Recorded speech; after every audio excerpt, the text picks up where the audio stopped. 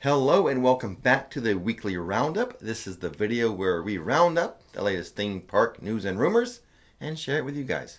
Let's get started.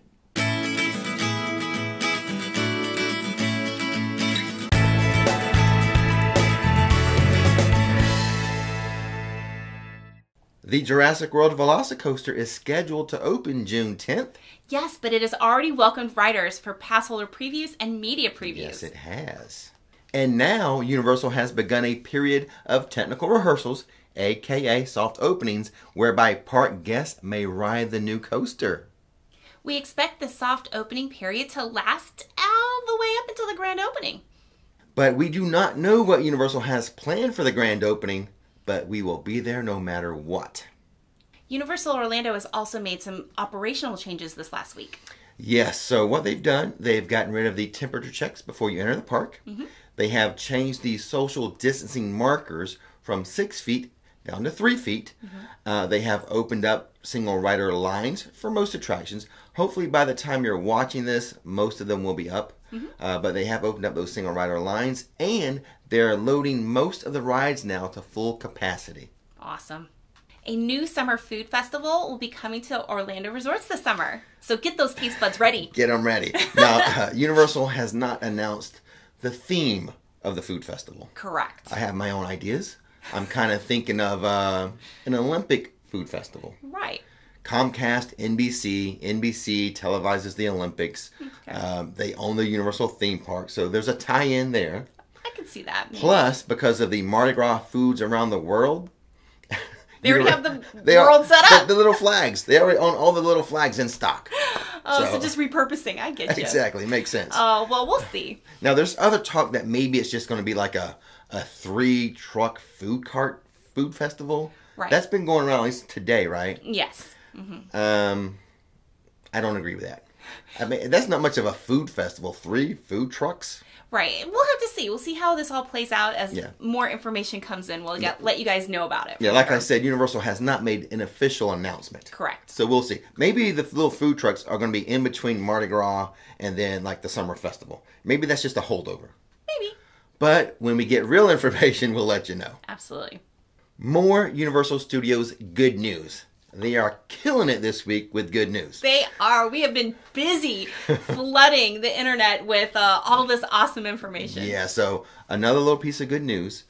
Universal loves those tribute stores. They sure do. Mardi Gras tribute store, a holiday tribute store, a Halloween Horror Nights tribute store. So they have just announced a new one, a Jurassic World tribute store. Ooh!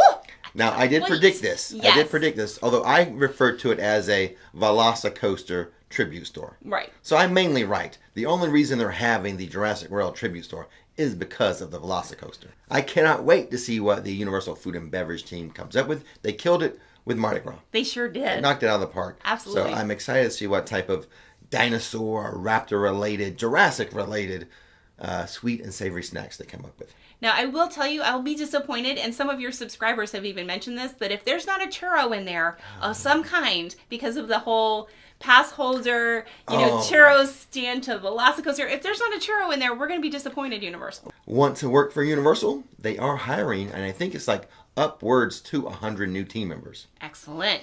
And there's a signing bonus, right? There is. There's a $750 signing bonus as well. Yeah, after you've onboarded and you've worked there for 90 days, you would get $750. Nice. Wow.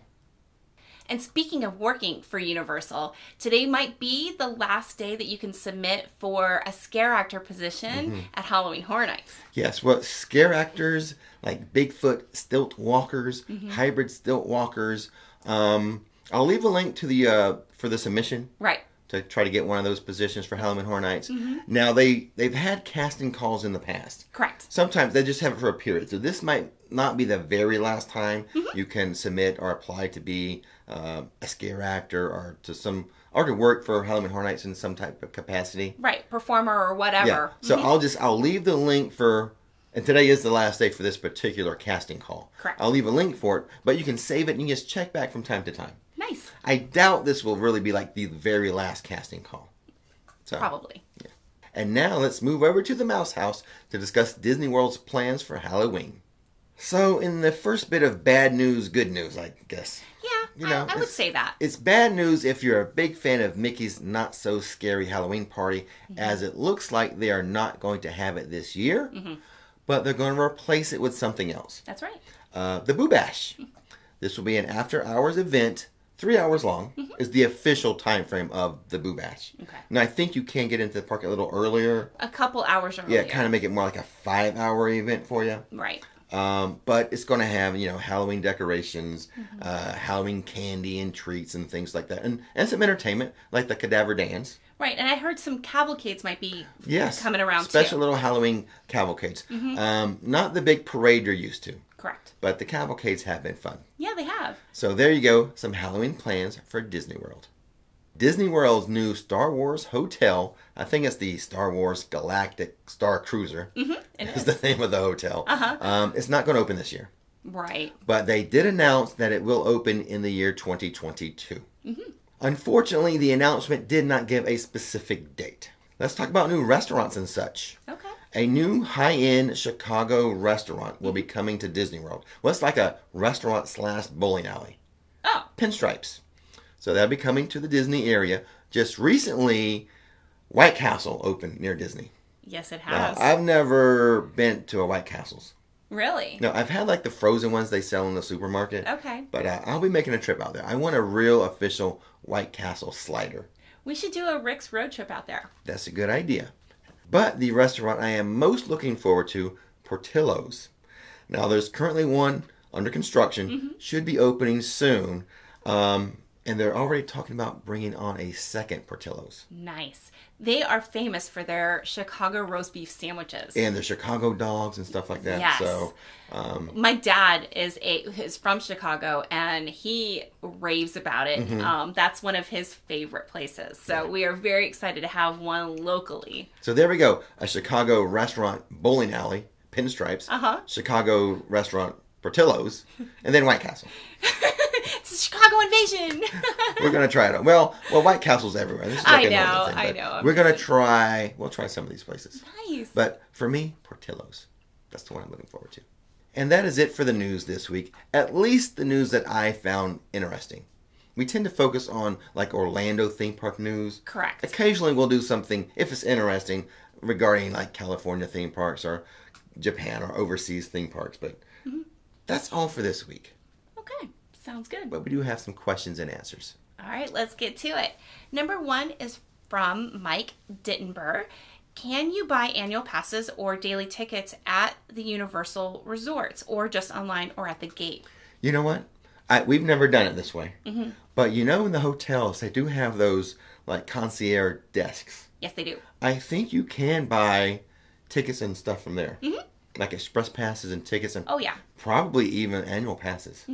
Like I said, I don't know for sure, but when you're in the hotel, check out those concierge desks. Perfect. All right, number 2 is from Jessica. At Universal, how do crowd levels and wait times differ throughout the day? Yeah, so there's an ebb and flow to the day. There sure is. I would say the first 2 hours of the park are slower. It's slower then.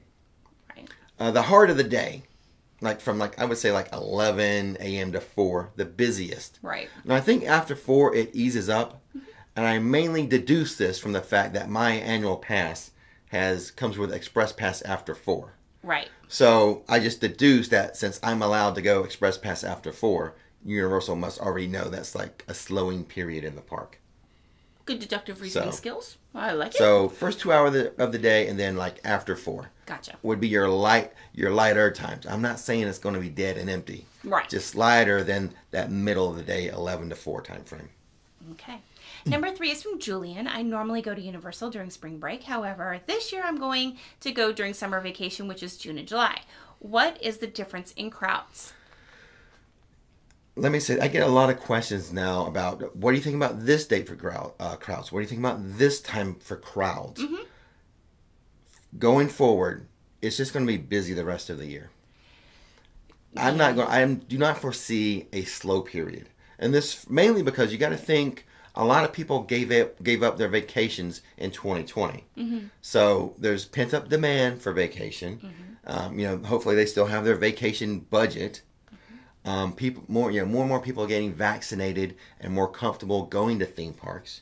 Eventually, they're going to open up the borders for like European and other overseas travelers to come to theme parks. June and July will be very busy, but I anticipate the rest of the year just to be busy. Right. So whatever time frame you're thinking about asking me, Rick, what are you thinking about this time frame? My official answer is it's going to be busy. So put on your patient pants. Yes, pack those up. Pack those on. Yes. Bring those with you. Yeah, everybody in the family, patient pants. All right. Let's see. Number 4 is from Emily. Do you think the Velocicoaster will be running during the Summer Orlando Informer meetup? That is a very popular question recently. It is. And people have been asking Orlando Informer a lot. It is open right now for technical rehearsals. It is. For daytime guests. I reached out to Orlando Informer. They do not anticipate it being available during the meetup hours. Gotcha. Now, however, you can get into the park early with your meetup ticket. I forget what the time frame is, but you can get in at least a couple hours early before the official meetup start time.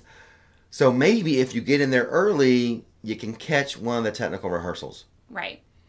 Again, those are unplanned, unscripted. It's just Random. luck of the draw. It's very random, yeah. But for the official meetup hours, very, very unlikely. I would say no. Okay. All right, number 5 is from Monica. I'm planning a trip back out there for fall and winter, and I'm looking into the week after Thanksgiving. Do you think the crowds will be crazy at Walt Disney World then? Also, what is the weather usually like in Orlando late November and early December? Again, ooh, that's the window, though, of the 50th anniversary. The 50th anniversary starts on October 1st. Yeah, so you're right in the heart of that huge celebration. So everything I just said about why the parks are going to be busy, even more so when you factor in that 50th anniversary celebration. Yes, so be prepared. If you don't have your park reservation, you better make it now. Yeah. So that time frame will be busy. Right. Now, as far as the weather's nicer. It's not as hot and humid.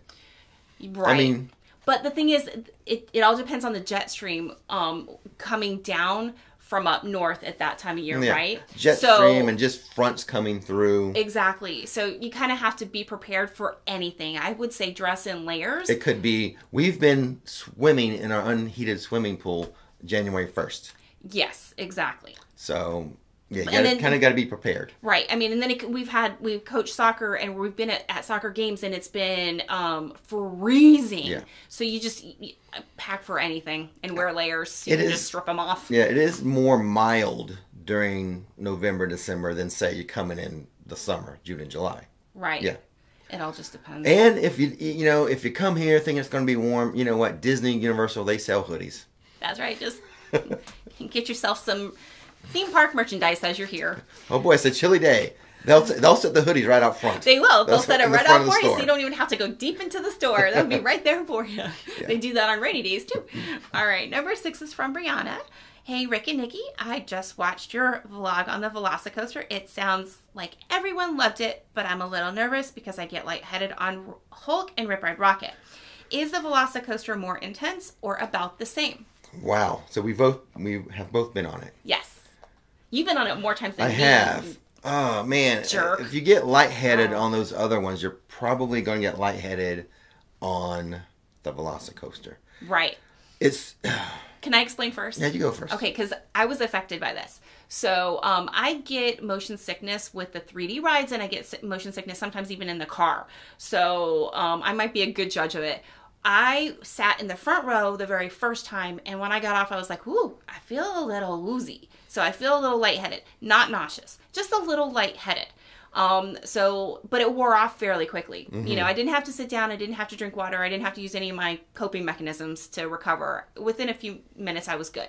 I rode in the back row, and that was way more intense. Most people say that. Yes, I definitely got lightheaded in the back row, and I got a little nauseous too. So, and that I didn't have to, again, use any of my coping strategies within a few minutes. It had passed, but I did notice it was more intense in the back. So sit middle or front if that's something that you're concerned about, and then maybe take some, anti-nausea. It seems like the back row kind of whips you around a little more. Yeah. Now, you've written it. But the intensity level, I mean, it's just different. I would say let's just say they're equally intense, but just in different ways. Okay. So, but if the other ones make you a little lightheaded or whatever, or dizzy, this one will too. Yeah. Okay. Before we get to the next question, look at my mask sunburn lines. Oh my God, he looks like that meme of the I could be older a meme. couple Yeah. with the with the tan lines. We keep telling him I keep leaving the sunblock out, but he forgets. I want to change styles of sunblock. Maybe if something I can just spray on versus that thick, very high class sunscreen you give me. I just spray something. Shh. Okay. Get rid of the mask. That would just my whole face would be sunburned. Exactly. Can we just even out my let's sunburn? Just do that. Exactly. All right. Next All question. right. Number 7. I digress. Exactly. Is from Sasha. My question is, my partner. Will my partner be able to reap the benefits of my universal annual pass? Can he ride Fast Pass with me if I got a Premier Pass? I think I didn't include the whole question. I think Okay. the one person was going to get an annual pass, and the other person maybe just like a day ticket. Ah. So in some ways, they can benefit. For example, if you go buy food and beverage and merchandise, show your annual pass and get the discounts for that. Right. So they can benefit that way. And parking.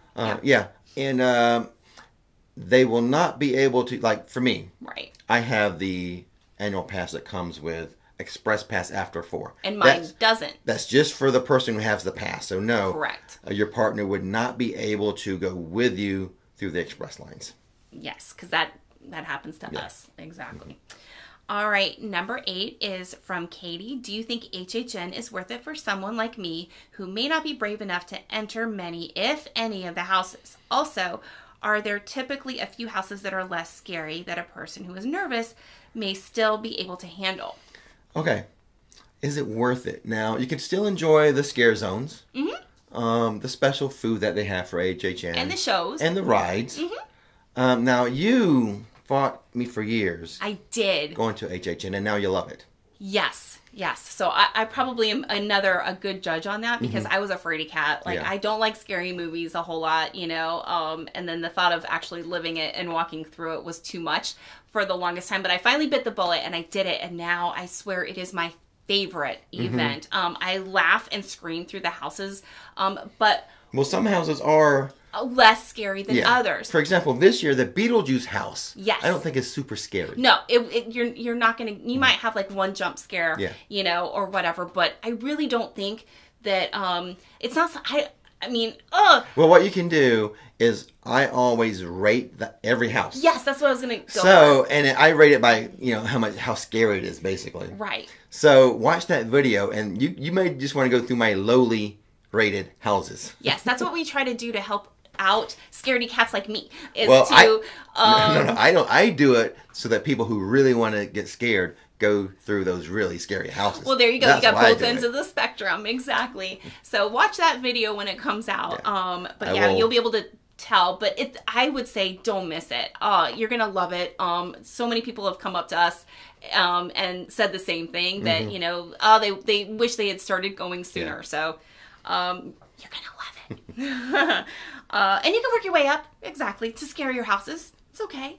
All right, number 9 is from Tammy. Can you bring a refillable water bottle into Universal Studios? Can you bring it full, or does it have to be empty to fill up at a fountain? Yes, you can. I've done that myself on different occasions. And I bring mine full of water. Okay. So it does not have to be empty. You just can't bring like a can of beer, or a bottle of beer in. Stuff like that. Gotcha. Reusable water bottles, or just like regular water bottles. Yes. Okay. Last one is from Holly. Will the houses at HHN have plexiglass this year? I have heard they will not. Yes. I have heard the houses will be pretty much operate as normal. Awesome. And even like the social distancing now, like today, here in May, is down to 3 feet. So Right. I think HHN is going to be pretty close to normal. Rumor alert! Rumor alert! The reason why I'm kind of watching my words, a lot of people ask about the masks. Yes. And when will the mask mandate go away? With the way things are going, and there's no official word on this, my own just personal gut feeling, I'm starting to think no masks by Halloween Horror Nights. At least they'll just be optional. Crossed. Those who want to wear can, and those who won't have to. So Nice. expect a normal HHN. That's what I'm doing. Oh, so exciting. And that was Fun it. stuff. That's it. That's it. Well, thank you guys for tuning in. And as always, Don't miss the magic. Don't miss the fun. thanks for watching Rick's Flicks. And now it's time to relax.